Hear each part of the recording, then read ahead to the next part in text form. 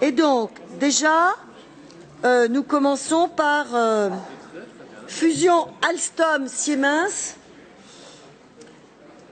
ou si j'ai bien compris, Alstom-Siemens, c'est un vœu majorité, opposition?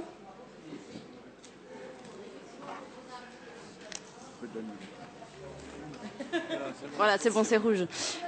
On propose effectivement un vœu à l'ensemble de l'Assemblée régionale, vœu qui a pour suite l'annonce le 26 septembre dernier de la fusion des branches ferroviaires de Siemens et de Alstom.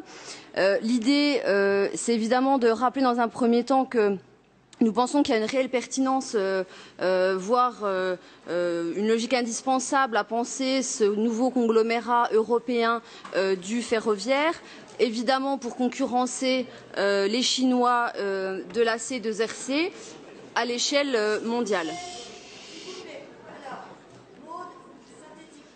Synthétiquement. Aujourd'hui, l'important, c'est de penser l'équilibre de la fusion entre Siemens et Alstom. Dans les derniers éléments qui nous ont été donnés, les choses sont extrêmement claires et le point d'orgue finalement de cette fusion, c'est évidemment le fait que le groupe allemand deviendrait l'actionnaire principal avec 50% des parts grâce à une augmentation de capital réservé. Ça, c'est du court terme, c'est demain, dès lors que la fusion est effective. Derrière, Siemens est déjà majoritaire au conseil d'administration également, et les contreparties qui sont proposées pour Alstom aujourd'hui ne sont pas de nature à nous rassurer sur une pérennité des activités en France du nouveau groupe au niveau ferroviaire. D'autant plus qu'il y a eu une annonce hier du PDG Henri Poupart-Lafarge, qui va devenir logiquement PDG de ce nouveau groupe, qui a clairement dit qu'il ne pourrait pas garantir les emplois au bout des 4 années qui sont posées aujourd'hui dans le cadre de la négociation. Donc il est important aujourd'hui de rappeler que l'État, encore pendant quelques jours, a la possibilité de racheter les parts qui sont prêtées par Bouygues depuis 2014, ce qui représente 20% aujourd'hui des parts d'Alstom. Et donc il est important que l'État puisse assurer les équilibres franco-allemands dans le cadre de la fusion entre Siemens et Alstom. C'est pourquoi nous proposons à l'Assemblée régionale de demander au gouvernement d'une part, de s'assurer de la création des 1000 emplois qui avaient été promis lors du rachat de la branche énergie par General Electric.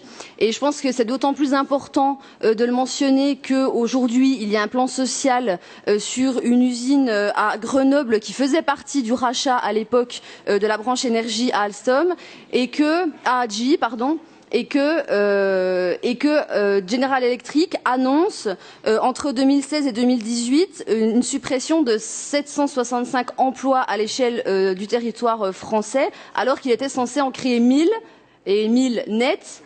Pour être clair aussi, dans le cadre de la négociation qui avait été opérée à l'époque sur le rachat de la branche énergie à Alstom.